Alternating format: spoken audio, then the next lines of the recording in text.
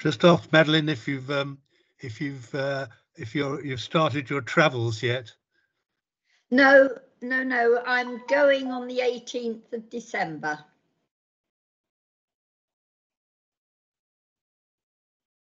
And I'll perhaps, when I've got my work computer sorted out so that it's on here, I'll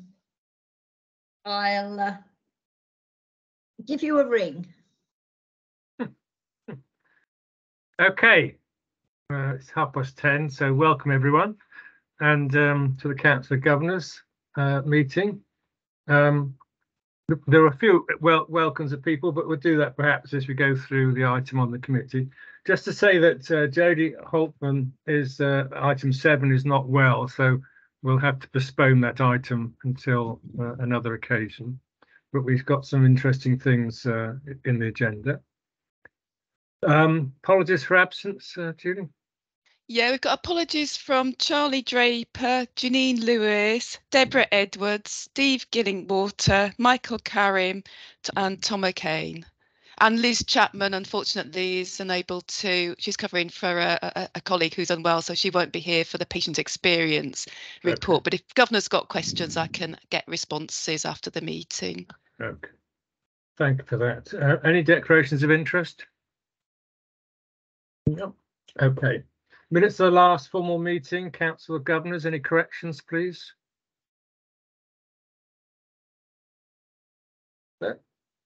In which case, if Alex is on the call, we'll have item 5, Bright Ideas Programme. Is Alex on the call? We've got Kendra for the item. Kendra. Oh, sorry, Kendra. Yeah. Okay. Yeah. Over to you to take us through it. I'm here. I'm just trying to set the presentation up. Yeah, Alex, I think, is definitely coming into the call. He said he'd do the introductions, but I'm happy to start. Are you ready for me to start? Yes, can you see the presentation? Because I'm in a room I've never been in before with just a little laptop. Okay, so I'm Kendra Ailey, everyone. I'm the head of innovation for Berkshire Healthcare. I've got 22 years experience now in the NHS, and mostly clinical. Mental health settings, service manager, operational manager settings as well. And today I'm going to talk to you about the Bright Ideas work stream. And the team is Alex Guild, is a deputy CEO, who's my direct manager, myself, and head of innovation. But often people say to me, well, what does that mean? So I kind of say, well, actually progression, innovation's progression. So if you think of my role as someone who supports progression in the organisation, and Lindsay Odderfin, who is the Bright Ideas Programme Manager. We then also have the Volunteer Innovation Hub, that's where I am today, and I'll tell you a little bit more about them later. And we work in collaboration with the wider system. So I'm going to start. The first 4 or 5 slides is just really about some of the questions that I get from people. So when I go out and do a training program, or I'm speaking to the hub, or speaking to leaders and managers, they kind of say, well, what does that mean? What does innovation mean? And I suppose it means that it's progression, which is the word that I used before. And I always explain that in a way that it's just something that adds value. It's maybe a search for something new to do in business, or it's a new technique or a new method of doing something, an update to what already exists. Perhaps a better solution, a better process. It's an improvement, and that could be through quality improvement, an improvement that's come from research, digital transformation or clinical transformation. And so I use innovation as the umbrella term, really, just for the end idea that hopefully or may come to fruition. And why is it so critical?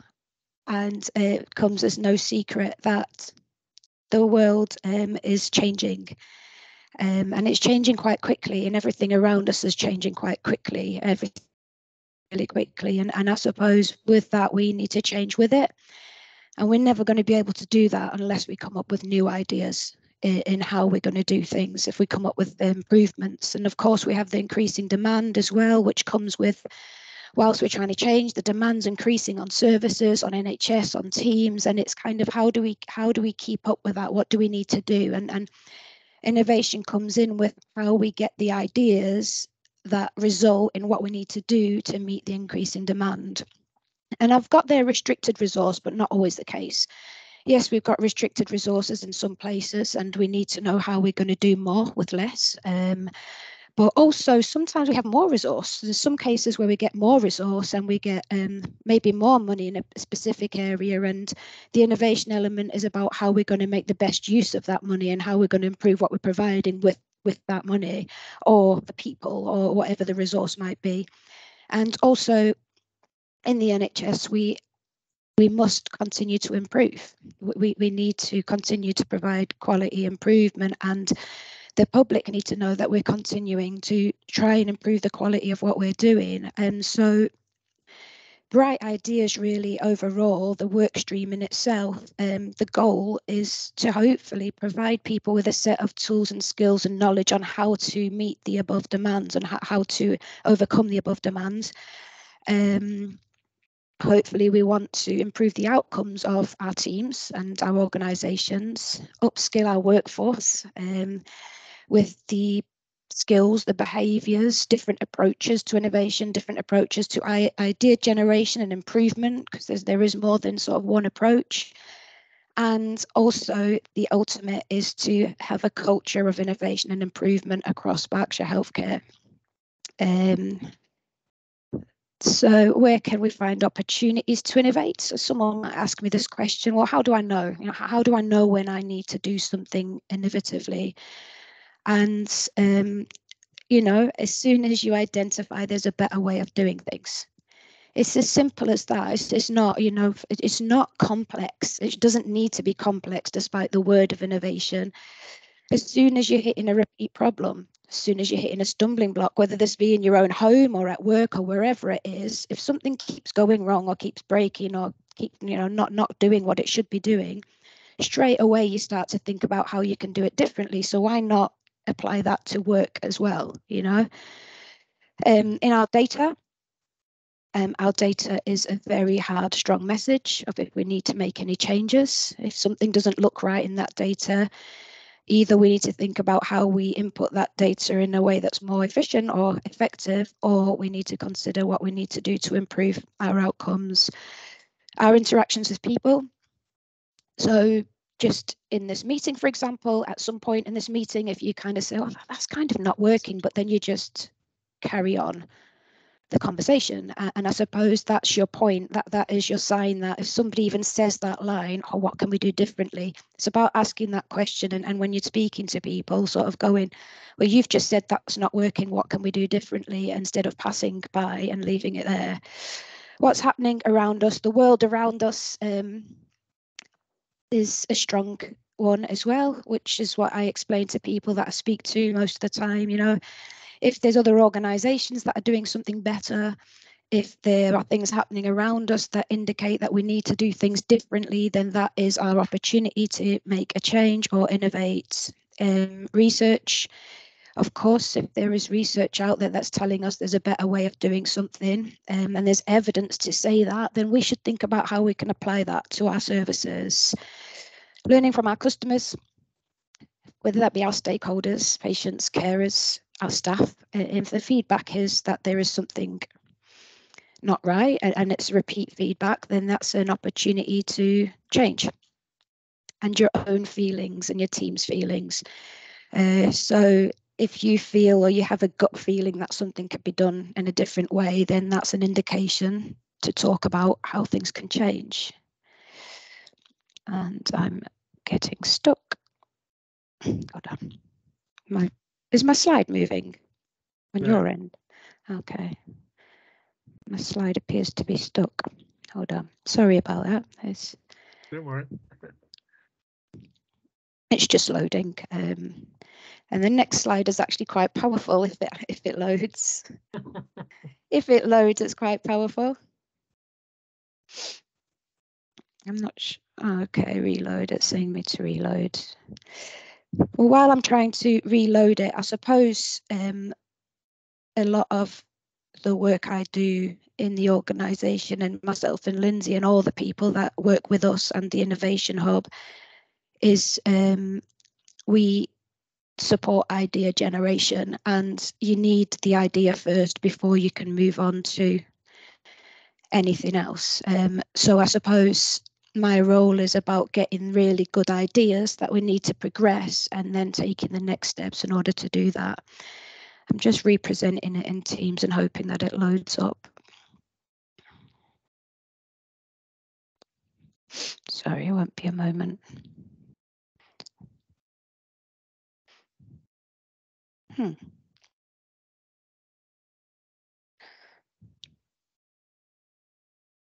you see it? No, it's the same slide, Kendra. All right, okay. Okay, well, it looks like it's probably problems with this room that I'm in as opposed to the presentation. It looks like it's stuck. So I will just carry on talking if that's okay. It's fine. Save. Okay, I'll just carry on talking. So the next slide, which would have come up, was around the risks if we didn't focus on innovation and leadership. And it's just two pictures. It's a picture of a derelict room, and it's a picture of a derelict office. And it's a hard-hitting picture because it sort of indicates that actually that is the significant risk if we as teams and organizations as the NHS don't continue to think how we can do things differently and continue to develop new ideas, that we could be an empty room with a pair of ladders in it. And so some of the organizations that have been in that position are people like Blockbuster. You know, Blockbuster thought the digital world would be too expensive. They didn't invest in the digital world, and Netflix took over. And I suppose if they had have invested early, would Blockbuster have been the leading running DVD organization? More than likely. Nokia, who didn't keep up with smartphones, they've sort of died now. Kodak haven't kept up with the digital world. Google have taken over Yahoo because Yahoo underestimated the importance of consumer trends. And another good one, the tie rack. I don't know if anyone's heard of the tie rack, but the tie rack is a company that decided to sell cufflinks and ties. And what they didn't consider is that if somebody's going to buy cufflinks and ties, they more than likely want to be buying a new shirt or a new suit. So that they went out of business because they didn't consider the bigger picture.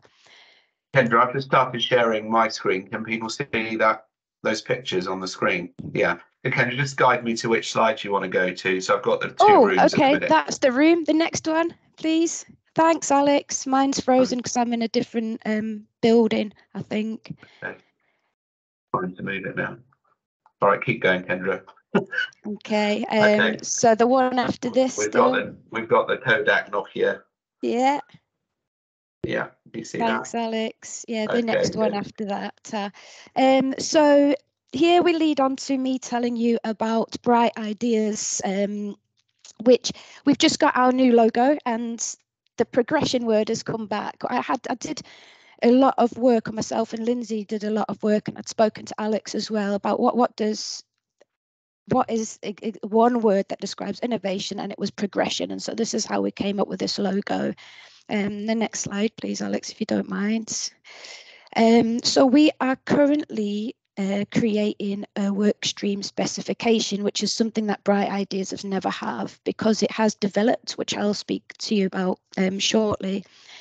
And this is not final. The Innovation Hub today, in fact, are looking at this. Alex has had a look as well, and a few others. But this is kind of where Bright Ideas wants to take things. This is our vision of where we will be in the future. So if everyone's had a chance to read it, I'll go to the next slide.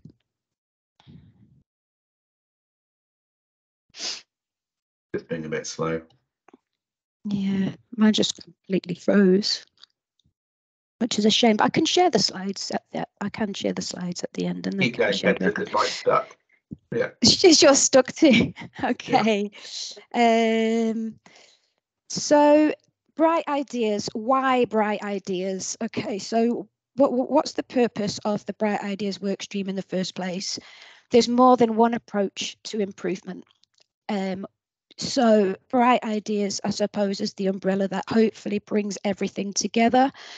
But on top of that, it also finds the brand new and the ideas that people just need help with, but they don't quite know where they fit. So we can link ideas with the right work streams. And another thing that we offer is some coaching and support to people who don't quite know how to implement or how to even come up with an idea in the first place. They need a little bit of help with that. We solve unsolved problems. So some of what I do, and myself and Lindsay, we can go to away days, and if teams have got a reoccurring problem that they're just really, really struggling to solve, we do some idea generation there and build a culture of problem solving. And we give people space and share their idea. So Bright Ideas is a very psychologically safe space where people can share an idea without any judgment. So far, some of the ideas that have come just from the submission page and from innovation in the organisation, something called Spencer 3D, and at the moment Spencer 3D is working with research and development here in Berkshire Healthcare, but also Reading University, as well as lots of schools in Maiden Early and in the Bob ICB. And Spencer 3D is a tool that helps teachers and parents and CAMs occasionally, but teachers and parents manage the behaviours of a child who is presenting with difficult behaviours, which can reduce the referrals. The benefits for us reduce the referrals into CAMs, but also help children get help early on. So that is something that came from a external company who came to Berkshire Healthcare and said, like, can you look at this tool for us? And we could see great value in it. And now there is a very big project happening with Spencer 3D. Cardio walls, I'll go through these very quickly. Cardio walls, which are now going to be, we've got two. We've successfully managed to get two in a business case for our acute mental health wards, which will help increase cardiovascular exercise and reduce social isolation. Dementia bus stops. We have had the Berkshire Healthcare Health Bus, which I'm sure people have seen on their travels.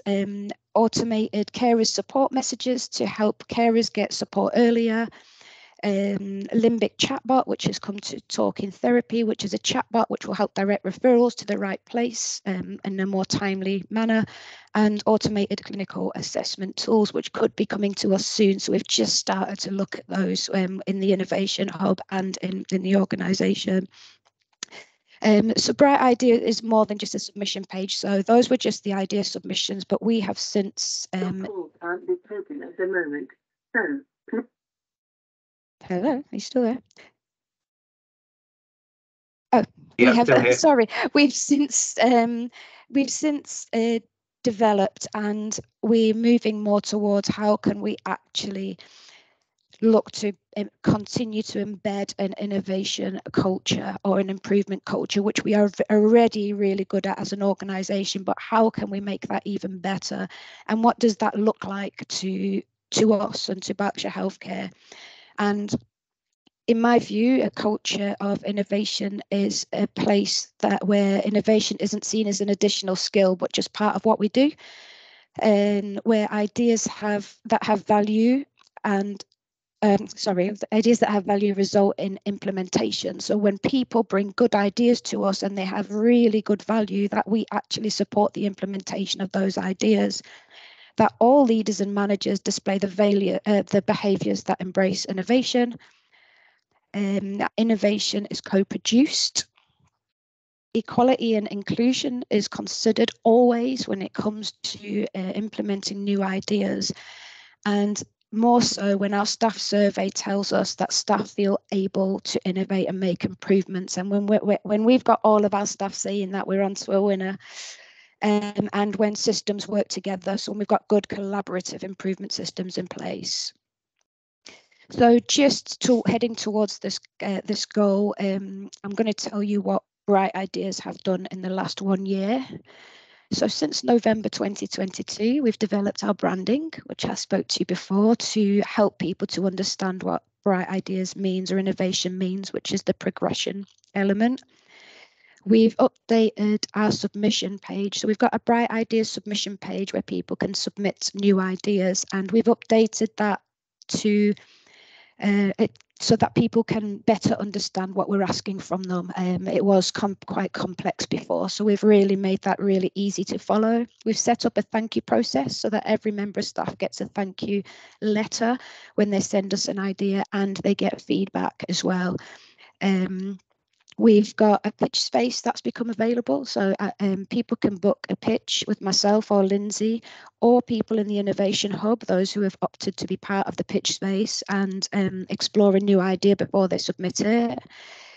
We've got an innovation module now that is just being developed, and that is on our leadership and management program in the organisation, and we're setting up learning and development forums around innovation, and that's in progress now. We have developed an innovation hub, which is very exciting, and that started, our first birthday is in March next year. And that's where I am today. And we have supported Team Away Days, which I mentioned before. Our Brighter Together event successfully taken place. And we've got a new process for reviewing new ideas as well. So just in the last year, that's what's happened. And we've had 80 ideas submitted in the last year as well, and 45 of them are live. So 45 of them are ones that we're actually exploring and talking about. The Innovation Hub, just to tell you more about what it is, voluntary members from across the trust who have a keen interest in innovation. The people that are part of the hub are people that have potentially submitted ideas previously, or that have heard about the hub and asked if they could join. They're the volunteers from different backgrounds across the organisation, which is great. And at the moment, we started off with 6 people, and today we've got 19 people in the room, and these 19 people are from different parts of the trust, and everyone's networking, talking to each other, which is really good. And we review new idea submissions. We do some learning and development work in the Innovation Hub around idea generation. We also look at leadership skills and behaviours. And somebody sent me a slide yesterday to tell me what the Innovation Hub has done for her in particular, and the things that what's in it for her really. And the things that she said was she can influence innovation, she can contribute to trust-wide initiatives, and she's had lots of opportunities to network, and loads of new ideas have come from that. She thinks differently now about innovation and improvement, and she has increased familiarity with the wider system and the wider processes in the organisation, and what improvement work streams exist. She's got a greater awareness of the trust priorities, and she feels that she can bring the voice of innovation to her team through what she's learning in the hub, which I think is just excellent. And I'm really glad the hub is something that we did, and it continues to develop. And there's also the Innovation Network, which is a group of decision makers, and that's senior decision makers from different work streams in the organisation. So if something in the hub stands out as an amazing idea and something that really looks like it's valuable, but we need support in order to implement it, then that will get taken to the network for a final decision on an idea. My dream really is that every single member of Berkshire Healthcare are thinkers without thinking. So that's my dream, that everyone is thinking without thinking, and I will be out of a job. I don't want to be out of job, of course, but ultimately that would be the dream. If we're just doing this without even having to think about doing it, if we're bumping into a problem and just straight away talking to people around us and going, right, what do we do? And we just keep coming up with ideas that lead to another idea and another idea till finally we get to the one that's going to work. If we're doing that naturally, then we've got that culture that we are looking for. But thankfully, we're not quite there yet. We're getting there. So I'm still in a job. And the next 4 years, the hope is that bright ideas can continue to develop and progress in the organisation, and deliver on the innovation pipeline, strengthen innovation in the organisation, and evaluate, hopefully being able to come back every quarter or every year to kind of say we are working, we are succeeding, and these are the reasons why. And that's the area that we are working on and maybe struggling with the most, because there's all this work happening, and I can say to you now it's amazing, and we're getting great feedback, but actually finding something that really gives us backbone to say that actually we are a huge success is the bit that I'm maybe not so much struggling with, but the bit that I'm working on the most is how are we going to come back in a year's time and say we are a success, because so yeah, what's going to be in that evaluation is something that is sort of next for me, and that is really all. Apologies for a bit of the nervousness, but my slides didn't work and then it all went wrong. Kendra, don't worry at all. I'm sure we've all been in a similar position one time in our lives. Anyway, that's great. Thanks. We've got a good flavour of what it's about. I open it up to Govenors, really, for any questions or challenges. I have to say, just as a way of giving people time to think of the question, I'm delighted that the innovation isn't taken in a very narrow sense, that it's it's innovation and not just in some sort of research style, but in the way we do business generally. Right, now then, we've got some, if I could just, some hands up. Ros. Thanks, Martin. Hi, Kendra. Great to hear about all the work that's going on. It sounds fantastic. Can I just ask one question? Is there any service user or carer involvement in any of this? And if not, are there any thoughts about bringing that in? Yes, is the answer. Not at the moment, but yes, there are definite thoughts of bringing it in. So the work stream specification that's being developed has some key priorities for the next 3 years, and within that is the involvement of service users, carers, and the public in submitting ideas. At the moment, the way we set up, the only people who can use the submission platform are people who have access to through Nexus, but we're thinking of new ways in which we can do that. But what we do have on the Innovation Hub, we have our carers lead, who is part of the Innovation Hub, who can bring ideas from carers to us, and we have our lived experience leads as a lived experience lead as well, who is helping us on how we're going to sort of engage the sort of carers and service users and public. So yes, that's the plan. Hopefully that's the plan going forward. It would be amazing. It really would be amazing to get to that point. And I suppose if we do get to that point, is how do we manage the volume that might come in? And that's okay too. We'll figure that out. That's innovation. We'll figure it out. Oh, that's really good to hear. Thanks. The first stage is to strengthen involvement from staff ideas with our service users and those that are going to be impacted by it. I think we will just need to be carefully considering potential volume and how you access ideas from wider than staff. So that's something we'll think about as the strategy. Okay, thank you. Thanks so much for that. I don't know who A60 is, but over to you. Got your hand up. Hello, it's James here. Depending on the computer I use, it sometimes appears as A60. Okay, all right. James, welcome. So yeah, well, congratulations on the presentation on in quite different challenging circumstances. Thanks. Yes, well, it's really interesting. I think it's fantastic. Of course, as you said, I think people often function almost on autopilot, isn't it? They don't often think about what they're doing and if it could be improved or not. But of course, something that I'm involved in my own work is artificial intelligence, for example. That's the big news, especially of 2023. It's just been improving extraordinary. So I was wondering also, from that perspective, hopefully without having to take over the human element, or maybe working in tandem with it, have you got any plans about maybe incorporating some of that potential help for innovation and such as ChatGPT? Nowadays often people run out of ideas. Say, okay, please give me a list of something. Of incorporating that side of technological advancements in your own area of work. Of course. I mean, that's innovation, like we mentioned in the presentation before. It's everything. It's every piece of progression, and we have digital transformation team in one of the work streams who do focus on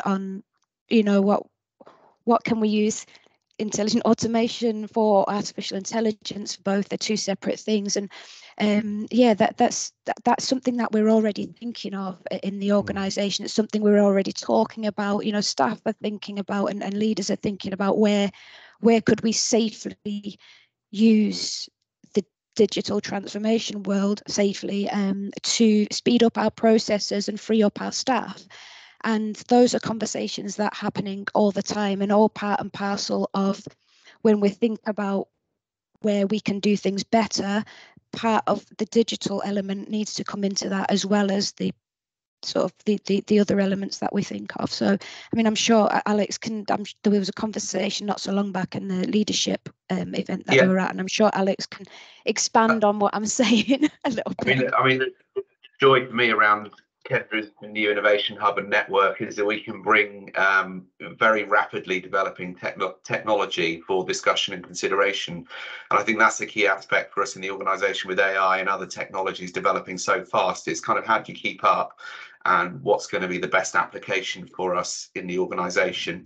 The other thing to say is Kendra isn't the only owner of innovation. She's creating a space, a network, support for development of ideas. We have other clinicians that are bringing ideas and their own development around AI, for example, that we can support and build on. So I think it's this combined approach that enables ideas to come up, and how do we apply them best into Berkshire and what we're doing for our population, patients, residents. So Kendra's new innovation space is really timely, given the way digital technology is coming forward so fast. It allows us to take a step back and have a look at that quite carefully. But some very exciting stuff coming forward. So even in the next hub, the next hub that we have in January, we have one of our very own doctors, or the psychology doctors, coming to show us something really special in AI around clinical assessments, and we're going to be having a look at that in January. And we had a demo not so long back as well. So it's about creating that space to bring the ideas forward. Thanks Thank you very much. Thank you, Tom Lake. Thanks very much, Kendra. And Alex has already touched on this, but just to ask if you're tied in a bit with our ICB partners and the Academic Health Science Network and all these wider things, if there's a sort of bit of tie-in and coordination. I mean, I hear that the clinical side is tied in, and that's great news. So it sounds good. And Kendra, I mean, speak for yourself, Kendra, you've been working with the AHSN around the development of our innovation module for the leadership programme. So it's really, really good networking going on. Yeah, I mean, I'm sitting on the innovation. There's an innovation program with Bob, and I've been invited to that as well. So I'll be joining with that. But yeah, but part of what I do is connect the dots together, and when we need to look at something in particular program, particular problem, particular issue, it's about me finding out where those dots fit and connecting all those dots together. Very good. Thank you very much. Thanks, Tom. Well, Kendra, thank you very much for your presentations. Excellent.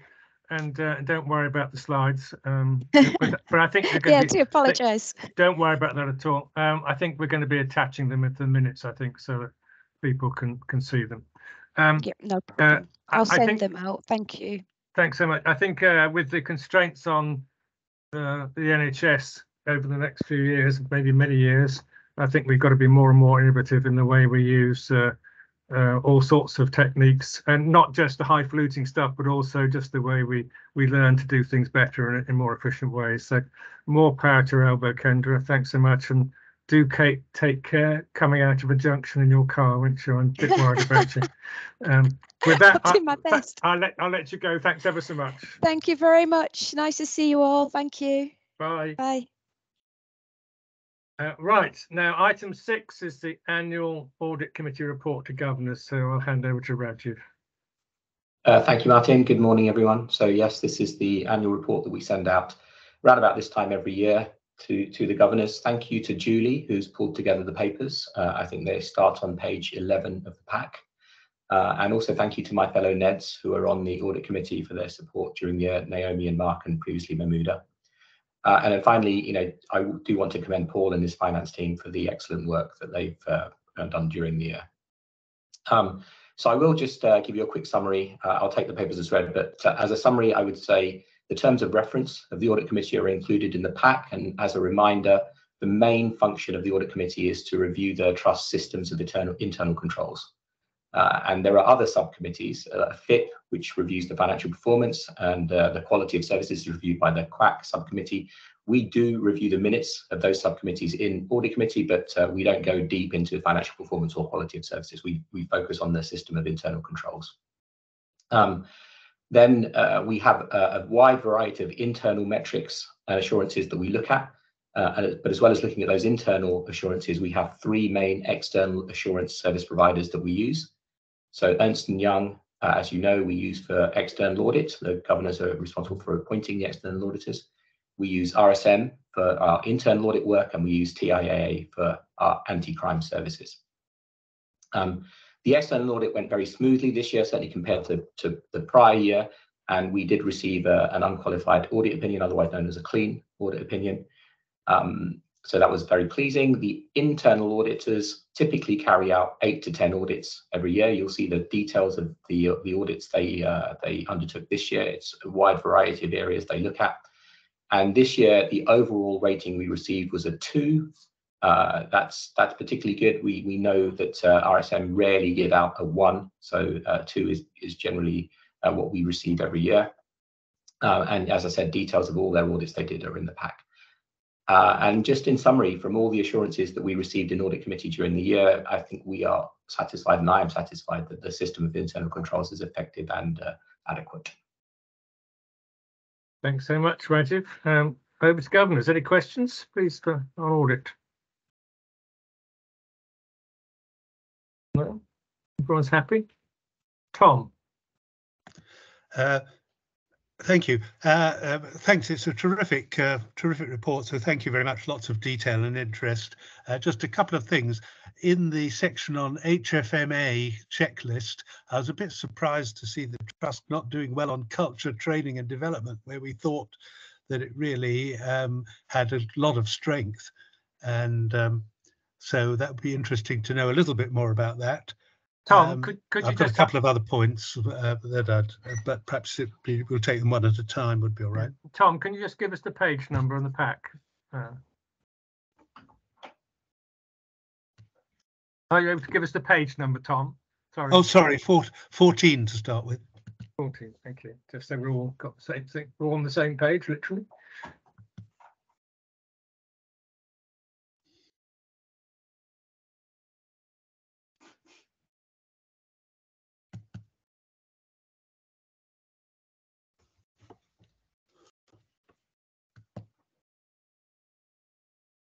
Rajiv, are you able to comment, or? Yeah, I'm just reading through the comment. I don't know if that's if Paul or Alex could take a look also. I can probably help. I think we might be talking at slightly cross purposes, Tom. So the question, this wasn't about wider staff engagement and culture. It was around some issues, I think, around more specific than that. Paul, you're there. You'll know the details. This was a very prescribed checklist that we were required to test ourselves against. And one of the things that we needed to do was obviously provide very clear documentary evidence that we were achieving a number of these standards. So I think in this particular area, where we fell down probably was on some of the documentation. It wasn't on the fact that we weren't training or we weren't providing expert advice to the organisation. It was our documentary evidence supporting that we could provide. And it's one of the things that we've recognised and we're picking up in terms of improvements over the coming year. Thanks so much. Tom, you had another point? Yeah, thank you very much. So just the other thing was something about the in the bed optimization area. It's something about the inability to bring patients who've been to out of area placement intensive psychiatric units back into the hospital, sort of down to de-escalate them, as it were. So there's a remark about that, and I'll give you the page number. I think it's 47. Let's just check. Yeah, 47.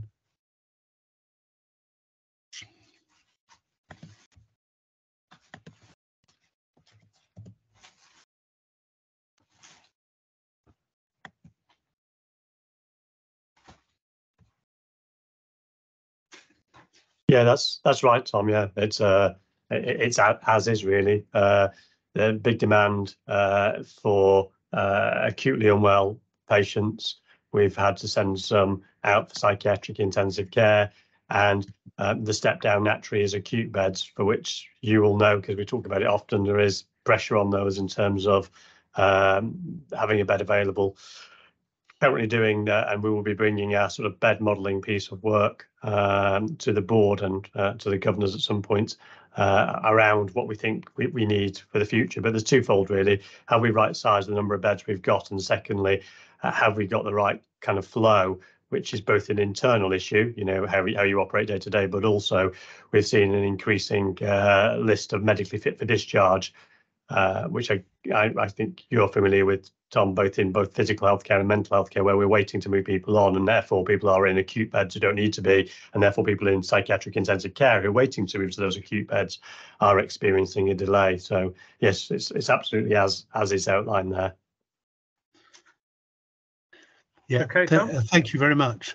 And just to say, I think I haven't got this down as a place, but I think somewhere further on, it looks as if length of stay is still a big issue for the trust. So, and finally, on page 51, I just note that we are sending staff to Wrexham Hospital, which seems to be a problem, probably a typo or misunderstanding. We have a team at Wrexham, psychological medicine service at Wrexham, embedded in the trust. So I think it refers to that. Yes, surely. It's not Wrexham Park rather than Wrexham, is it? Oh, Wrexham. Oh, Wrexham. I see. I've missed the typo. Okay. Yes. All right. Anything else on the audit side? Okay. Well, thank you very much, Rajiv. The next item is going to be the role of allied health professionals, but as I pointed out earlier, Jodie Holtman is not well, so we'll take that on another occasion. And so we can move on to item 8, the committee steering group reports. So we'll start with membership and invite the chairs to just speak to their reports. I think it's John, is it, for this?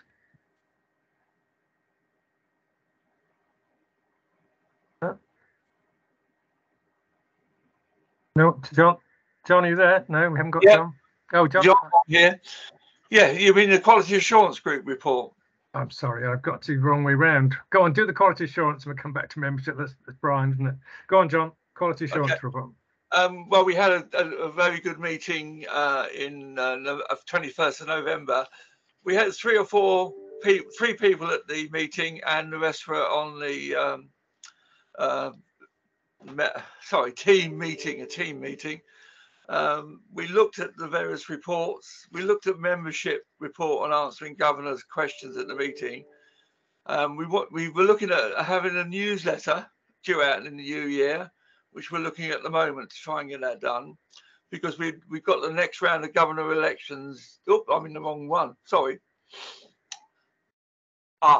Sorry. My apologies. I was looking at the wrong report. Tim D, unfortunately, who was the chair, decided that his health was such that he's decided to retire as a governor, and I've taken over. I was co-chair at the time.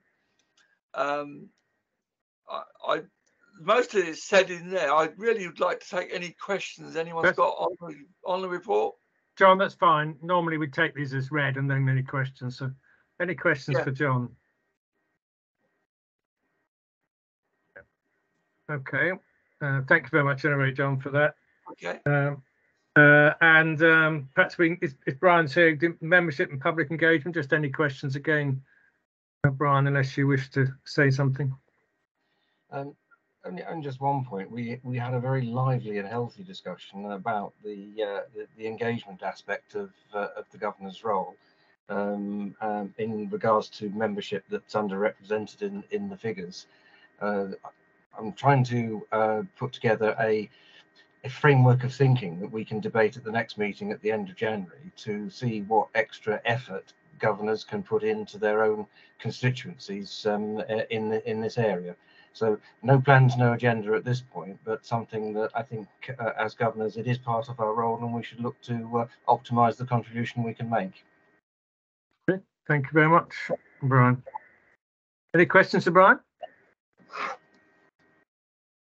Okay. Living life to the full.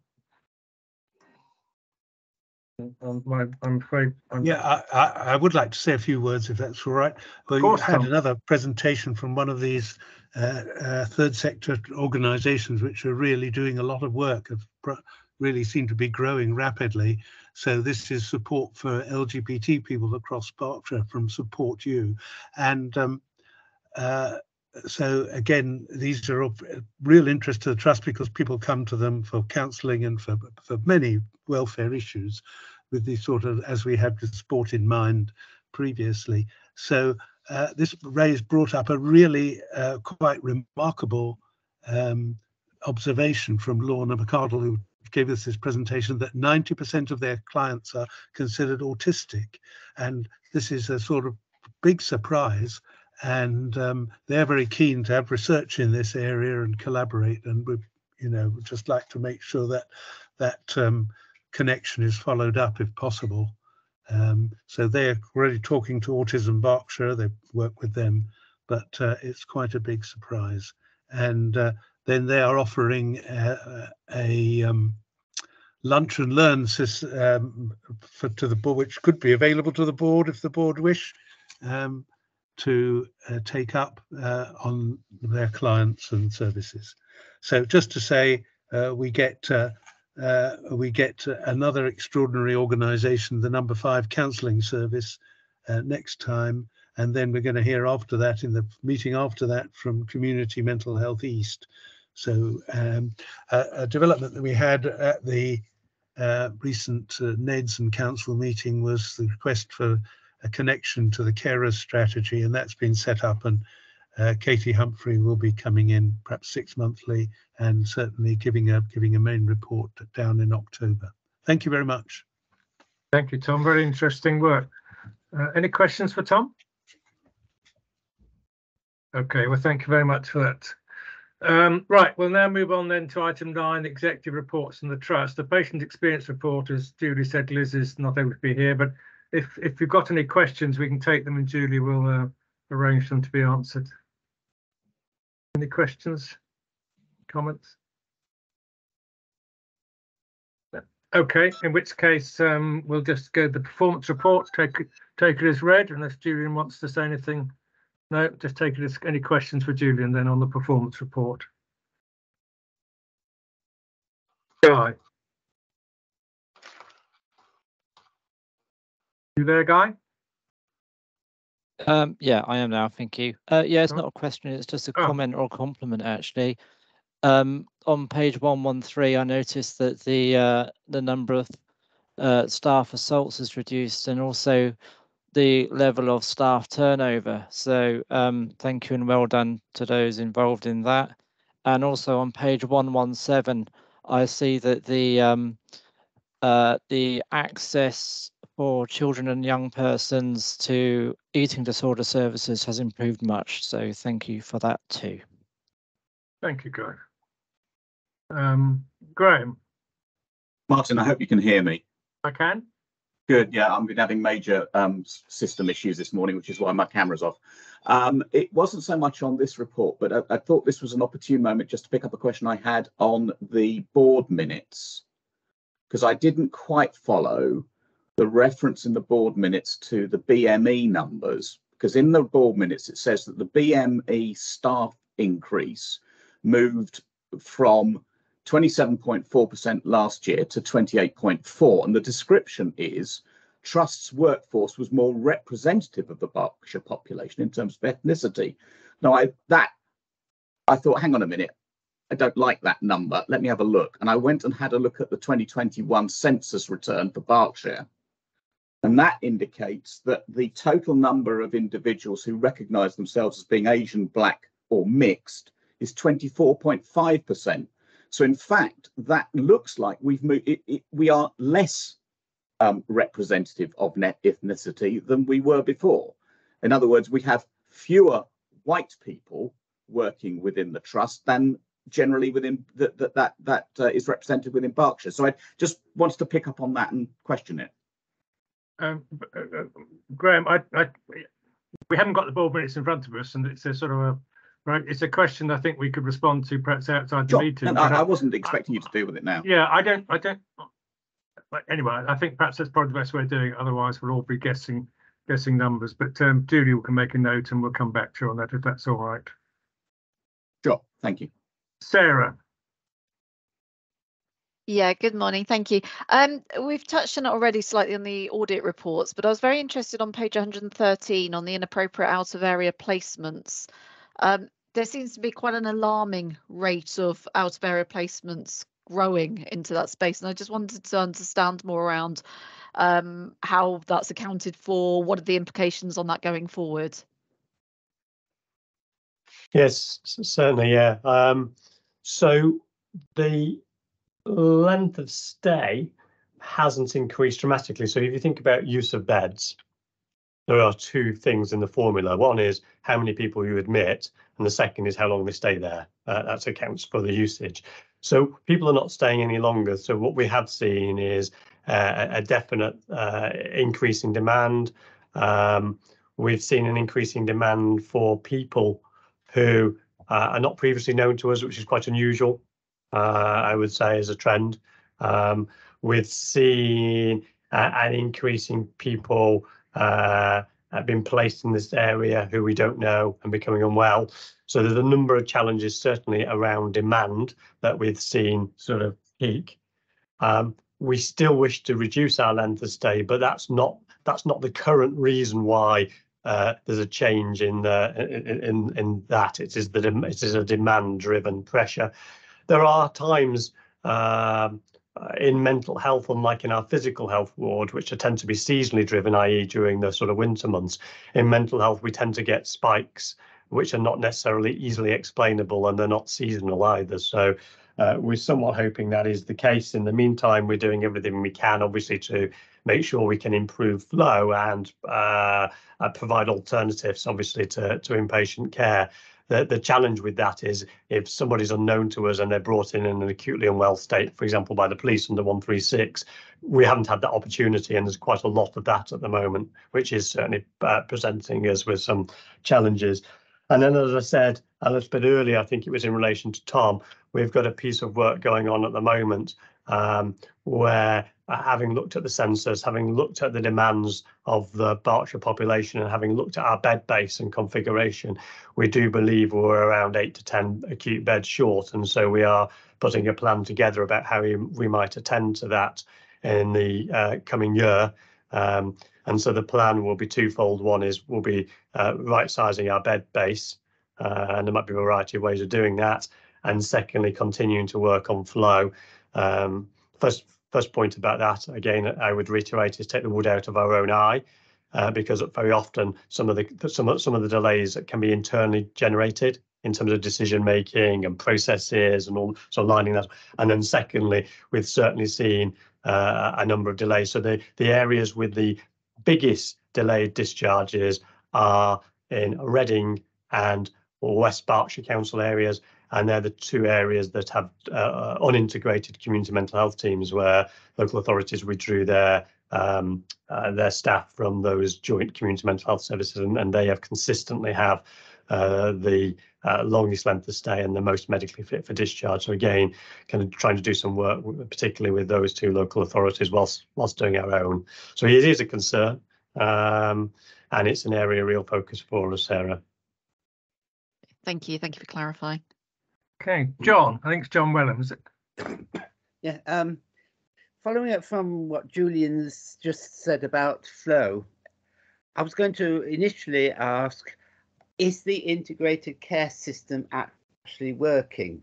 But then he went on to talk about Reading Borough Council withdrawing some of its support. And interestingly, I don't know if anybody else picked this up, Reading Borough Council ran a survey in the summer addressed to people with mental health needs and their carers.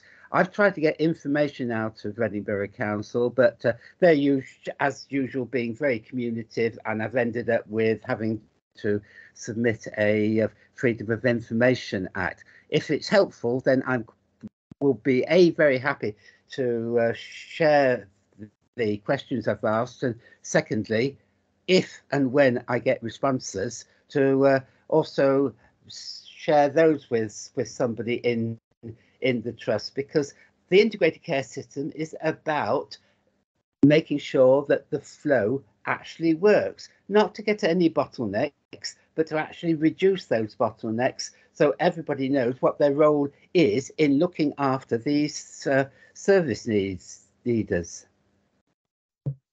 Thank you, John. I think we should just recognise that the integrated care system is not does not have powers of direction to the partners. It does for the NHS, but not for the others, and that the local authority partners have their own challenges to address. So I don't think this is about, you know, one's right, one's wrong. It's about how we can learn to understand each other better and work out how we can put in systems that do work.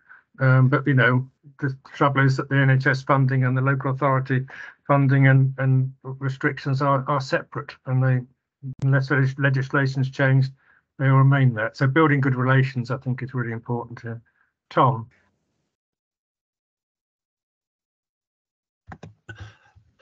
So this is just an appeal. If we are going to get a new ward, if the trust is really going to be able to create some new space, is to ask for some thinking and innovation on what this might be like. And I'm just going back to everybody that's made a visit to one of these wards. You do think the thing you do, you think, what if the ground were removed from underneath my feet and I were living here?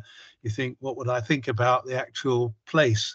You know, I'm sure everybody's thought, has been there and thinks about this, and it's very difficult to provide outside access that's satisfactory.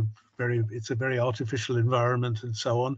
I'm sure there are a lot of difficulties, and safety, puts in a tremendous constraints on what the place can be like. But I'm saying, if there's a chance even to experiment, to innovate, or to look at the effects of what changes can be made in the environment, this is a very rare chance to be able to do it. Really doesn't come around very often. So I'm appealing just to try and see if we can make the best of that side of it. Thank you. Thank you, Tom. Okay, anything else for Julian? In which case, thank you very much. Item 10 is just an opportunity to share any matters governors wish to share about their other activities. I think we've had some of them already, but no. Okay. Any other business formally about the meeting? In which case, we'll now, the date of the next meeting is the joint NEDS and Council of Governors 7th of February and 6th of March, the next formal Council of Governors. So we'll now adopt our normal resolution to